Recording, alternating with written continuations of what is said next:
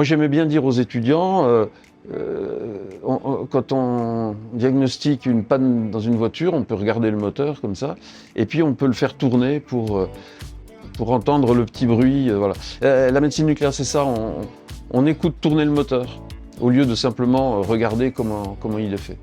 Ça consiste à utiliser des médicaments radioactifs, qu'on appelle des médicaments radiopharmaceutiques, qu'on injecte, et qui vont se distribuer dans l'organisme, ce qu'on appelle la biodistribution. Cette biodistribution, elle dépend des propriétés biologiques de la molécule. Et donc, en étudiant la biodistribution d'une molécule, eh bien, on voit fonctionner les cellules, en fait. On voit fonctionner les cellules, les tissus, les organes, et l'organisme dans son entier. Et donc, on a accès comme ça à des informations qui sont d'ordre physiologique, ou comme on s'adresse à des maladies, d'ordre physiopathologique. Donc c'est un éclairage fantastique sur la physiopathologie des maladies, la médecine nucléaire, grâce à ces médicaments radioactifs.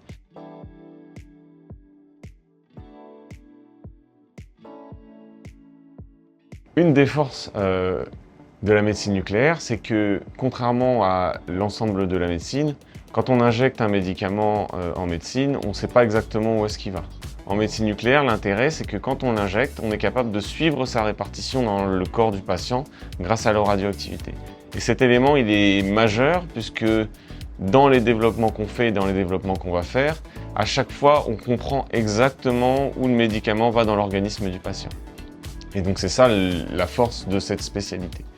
Donc la recherche qu'on fait et qui nous permet de développer des nouveaux médicaments, elle nous permet de mieux comprendre comment ces médicaments se répartissent dans l'organisme, et ça nous permet d'avancer sur la compréhension des maladies.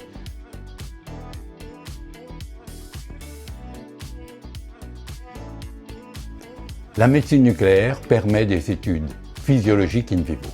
La médecine nucléaire permet d'études de la physiopathologie humaine. Elle permet également, et c'est la seule technique actuellement utilisable chez l'homme, l'imagerie moléculaire, c'est-à-dire de visualiser des cibles pertinentes qui ont un retentissement pour la prise en charge du patient. On est les seuls pour l'instant.